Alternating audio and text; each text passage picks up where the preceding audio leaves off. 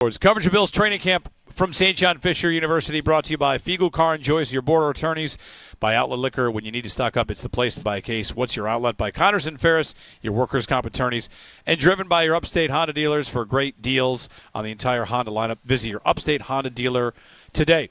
Jeremy and Joe welcoming in Mike Catalana, which is a tradition here at training camp. We're always welcoming you. I feel like we do day one every time, too. Mike Catalana, WHAM and Buffalo Plus YouTube Sports Director.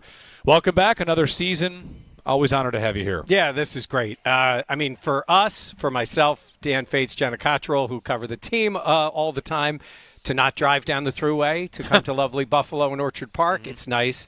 For me, I walk across the street. Nice. Literally live across the street, so everybody's in our neighborhood these few weeks. We love having it here, and we look forward to it every year. Different camp than some others because of Hard Knocks. Maybe the irony is that it's a Hard Knocks camp, and yet is it the least dramatic camp possible? Yeah, I love having the Hard Knocks here, people. Pat Harris, the guy who is the director, is a Rochester guy, and he's a Bills fan. We had him on the podcast, and he said it's great to be able to, everybody knows he's a Bills fan, and he's covering this event. And I've watched Hard Knocks all the time, and I've covered, this is my 38th training camp. Right. Let's go. And is that the leader of the clubhouse? You and Sal? So Sal is Mariano? there. So we always talk about it. Sal Majorana was not full-time on the beat, but he had covered some games. So, look, we're almost the exact same age.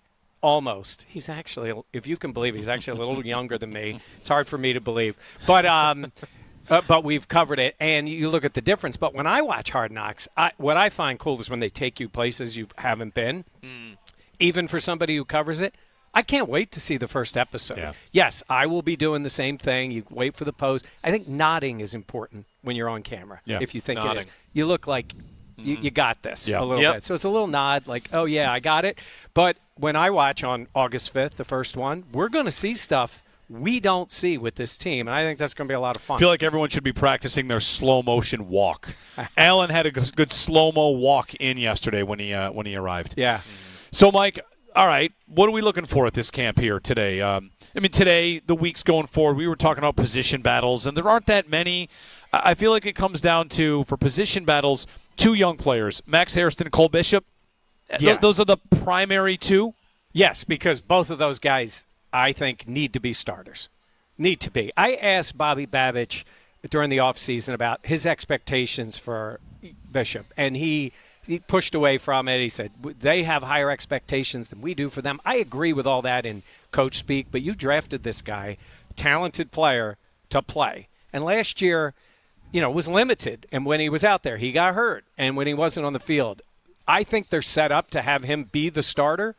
They've got DeMar there waiting because DeMar they trust. And it's a big thing with them, especially at safety. I think he's got to start, and I think they absolutely want the number one pick to be that guy and ready to start. And I think they're going to have to go out and prove that here at camp. Earn it, but prove it. And we've seen it happen before. Look on the other side at corner. Talk about proving it. Not only was it a rookie starting, it was a rookie getting the first reps ahead of the number one pick. So meritocracy does work, but they're going to have to earn it in order to play, and I think that's key. Yeah, and at corner, Tre'Davious White, it means so much to the locker room and the organization.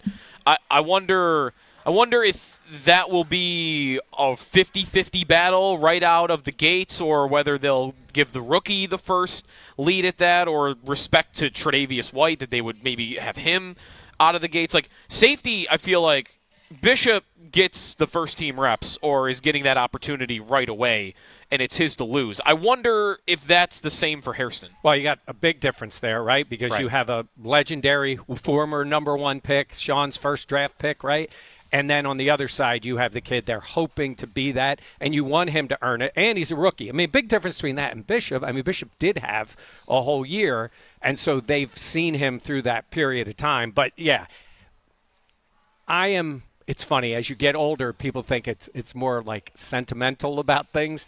I'm not really that way when it comes to football. I love the game. I love covering it. I respect the players so much. So I hate seeing what the Cowboys do, even though I don't like the Cowboys. I don't think they even respect their own players. It's a weird dynamic. They don't talk like it. It's really tough. Like, yeah. To hear the way they talk about the Parsons, and I mean, It he is takes tough. a shot at Dak and while talking about Yeah. Parsons. It's the like other they day. don't like it. Yeah. And everybody loves Trey.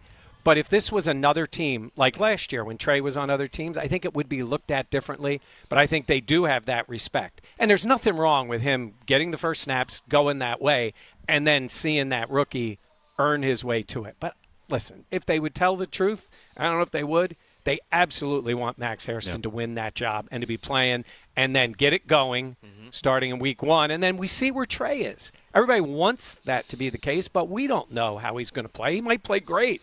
And then you're like, that's a tough problem to have, right? Because you have too many good corners. Yeah. Let's see how he plays. It'll be interesting about Tre'Davious White. I can think back to a previous camp being here, watching him ride the bike where we're waiting for him to come back. And his return from his injury took a lot longer than a lot of guys do. And when we finally found out about his battle through that, it was an emotional battle for him, how hard it was to be away from the game. And now he's here and he's back where, he made his entire career. It feels like he's been gone for 5 years. Yeah. He's only been gone for a year. Yeah, because he played so little towards the end. He was different, though. He was awesome during the spring, talking to everybody. I think he's freed up from that. I think coming back here makes him feel more at home. And I asked Sean then about competition, and it's great to say Trey's more of a mentor, and he's this. But he still got it in him, right, to say, I'm not letting this rookie beat me out. And I want to see that out of him. Not that he wouldn't compete, but I want to see that out of him. I think we'll see it. And if he's playing that well, there's nothing wrong with even giving some reps to both, even during the year, right, even at the beginning of the season. But I think it's got to be. I think Hairston is so important to what they want to do. Well, really, because you mentioned wanting, they might want him to win that job. They probably do want him to win that job. It's what can you do with that skill set if he's shown you that you can trust him. I mean, that's kind of been the theme of their offseason. Michael Hoyt can do all these different things. He's a chess piece, and now they've got 3 linebackers that are all playable. They can do different formations with that. And Hairston, Tre'Davious White's at an age where the athletic profile is just not the same. Hairston was the fastest player at the combine. If they can trust him, that's a man coverage speed corner that they really haven't had anything close to that to play with in a while. Yeah, and that's what's going to hopefully for them change the defense. Look, we talk about this defense and the failures of the defense, but sometimes you got to look at the overall talent level of the defense. You know what I look at? I look at the guys who've left, who've gone, right? And maybe Rasul's on a roster, and Von, he is this mythical figure because he's Von Miller, but he wasn't on a roster until now. And then you got guys like Austin Johnson and Jordan Phillips. Like a lot of the guys who played a lot of snaps last year weren't even on rosters. I think the talent level just wasn't there.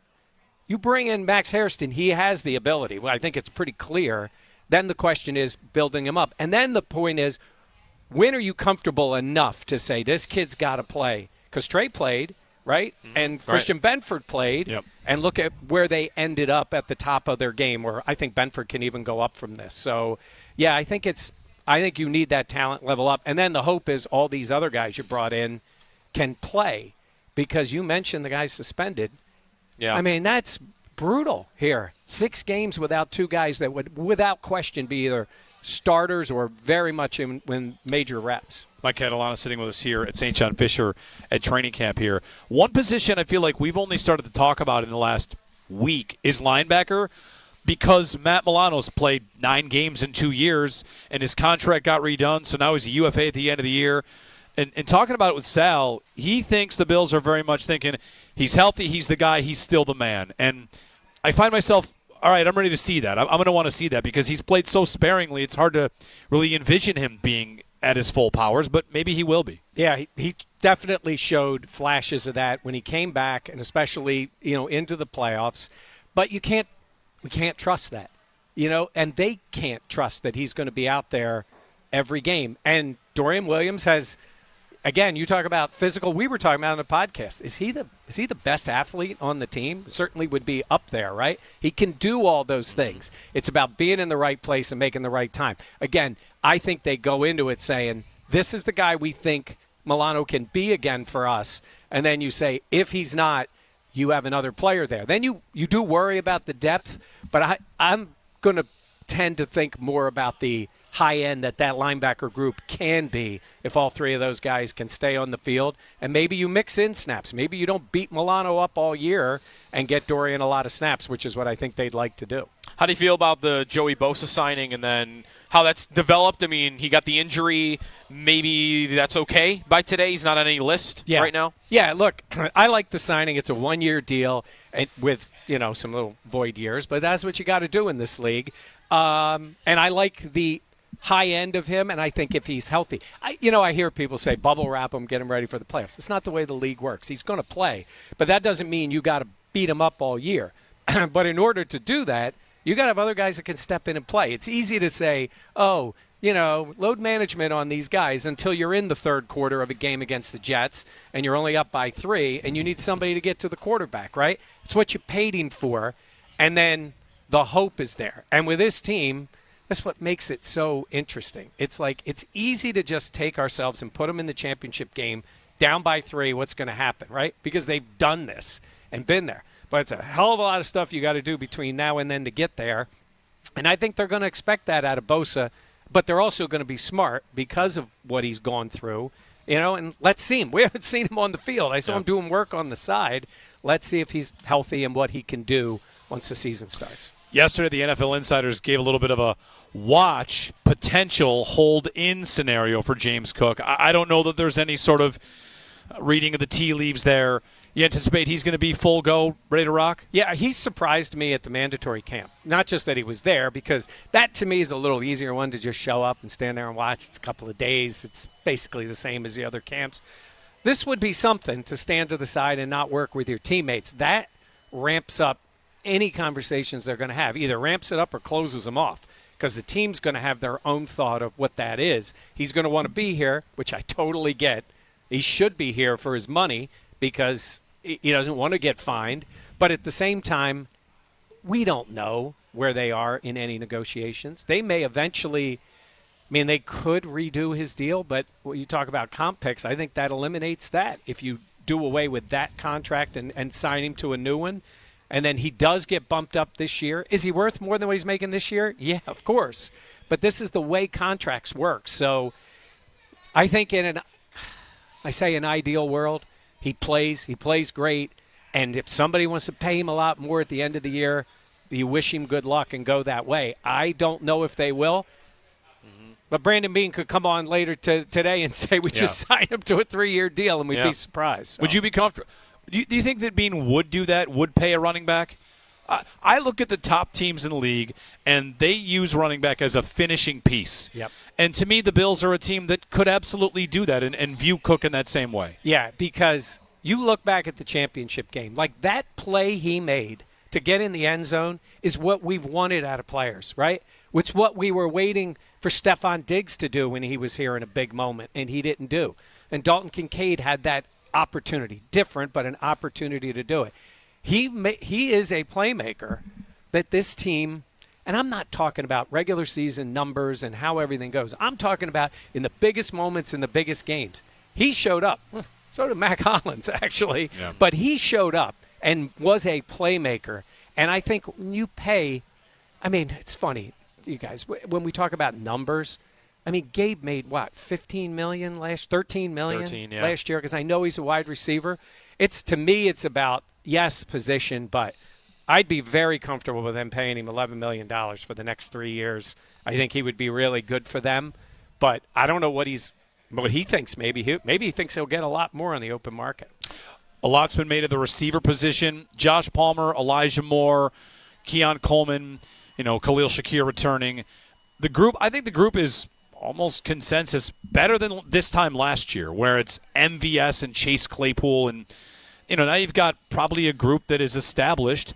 How will it be different, if it will, in your eyes? Yeah, I think we'll see, because it was very different than we didn't know what to think last year with the guys who were here, and you're wondering, like you said, like Claypool is one, MVS, and they were nothing. They did nothing here, and then you saw that rise of Shakir. I think Shakir's got another notch to go up. I don't know how high, but I just think he does so many things well. If he has some speed with him, I think that would open things up even more for him. But we'll see how it plays out. like everybody else. I'm really interested in seeing what Palmer can do. I think his skill set could help them a lot. But again, I would say it comes back to you look at the playoffs and you watch those games and who makes plays for them. It would be great to make life a little – there's no law about making it a little easier for 17. As great as he is, it's easy to just go – I watched the championship game. Why I watched it, I've watched it like 2 times over the summer. And they put up points. But, man, it was a lot of like – Josh running, doing something on 4th down, making a play. There's no law that says it can't be an easy throw and an easy catch in 20 yards. Let's see a little bit more of that. Maybe Elijah Moore is that guy. I don't know. We'll see. I think about their last couple possessions in that game a lot. They have the ball and the lead, and they're needing the 4th down. Like, they're needing stuff like that because the offense really couldn't do much outside of like 5 yards. Yeah. It was an extended run game for the entire 4th quarter, and that's where, the GM can say it was the defense. We didn't lose because of our receivers. Better ones would have helped, and I do think they have better ones. So you look back at the guys who have made plays, and it's not always everybody looks at the Chiefs and says it's Kelsey. But, it was MVS against the Bills, right? And then he did it again the next week a couple years ago, right? You see other players. I think back to, it's not always the numbers and the yards. Eventually it's the points. I think back to that Lions game and the play, what Dawson Knox made, over the head catch. I know that didn't win the game, but it was big. Yeah. The Lions had gotten back in it, and it's making a play to make life easier for Josh Allen when somebody steps up. That's what they're going to need, and maybe one of these players is thought of more that way. But you're right. The end of that game, even though they were moving the first drive, it was a struggle. Yeah, and what that all might come down to is chemistry, because Shakir has it with Allen. Kincaid, those two have not really – they had it year one, but that's a lot of short throws. Last year, Allen missed Kincaid a lot. They're just kind of not on the same page. And whether that's a chemistry that comes out with maybe Josh Palmer, maybe Elijah Moore, to me, whoever it is that emerges is the one that Allen feels like he can trust the most, or that however they mind meld, they just get something on the same page, because he needs somebody outside of Shakir and the backs for that to me. Yeah, you're right, because that's the way he would look. And listen, I want to see Kincaid succeed because they set it up for him to be that player. And it reminds me a little bit of the way they talked about Spencer Brown. He was hurt, and there was issues. He was coming out of COVID, and then he's small school. And listen, we always talk about reasons and excuses. I think it bordered on excuses, but then Spencer Brown came back and was much better and has been really good. And I hear that for Kincaid. I'm like, well, okay, this is the NFL. It's like talking about Keon being young. When Josh is back there looking to throw, he doesn't care your age. He cares if I'm going to be trusting you and throwing you the ball. And I give Keon credit for owning that. Go, nobody cares my age. Same with Kincaid. I know he was banged up. His teammates said that, but he needs to be better. He and Josh on the same page. And I think that falls on, obviously it falls in some way on both of them. But that's going to be a huge part of what they do. That Spencer Brown call-out's a great one, because it was very much like, yeah, I've heard this all before. You guys always like players, and then bang. Oh, okay. Oh, extended. Oh, he's one of the top 3 right tackles in the sport. The glow-up on Spencer Brown was legitimate. And there was issues, but at some point in this league, no one cares. And they'll show it, too, because at the end of this year, and here we are, first day of camp. 5th-year option. They got to be making that decision. It's a first-round pick, and it's a big decision to make. So let's see how it plays out. Yep. Mike, thanks as always. Red helmet thoughts? You excited, happy, whatever? Yeah, it does bring back, I'm looking at, I covered all those games. It feels like it was a different time in the world and everything. I think all that stuff is cool. I think it's great. I think it gets people excited. And, it's funny. This team has a history of them wanting to change helmets to help Joe Ferguson back in the day. It's different now. And Josh wearing it at the open practice, was that 2 years ago that he wore the red helmet? That was 2 years ago, because I think he wore a blue one last year. Yeah, so he does that kind of stuff. All that stuff is cool. If people are into it, some people aren't. I think as long as they stay away from the uniforms that they debuted here. And I emceed the thing with T.O. the day they did the USFL uniforms. Yeah. still the worst. Just anything. Just stay. They never have to throw back to those things. Throw out, No, I not don't. throw back. They Other definitely than don't. that, I think it's cool. Go ahead. Let's see how it looks. Yeah. Who finishes in second in the AFC East, and how many games behind? All right. I don't know if it's a hot take. I have the Jets finishing second. All right, that you know what? It is. It I is think a it hot has take. to because Okay. I don't think I've heard anybody say that. Yeah. So I look at it this way. I think the Patriots have done a lot of things, and Vrabel's there and all this. And they're in that mode a little bit of we've got the young quarterback and him building up. And we don't know how good Drake May is going to be, and he's got some weapons and all that. I think the Jets still have talent. They were a team with no focus. I think they have acted like a professional franchise this offseason. They have signed talented players.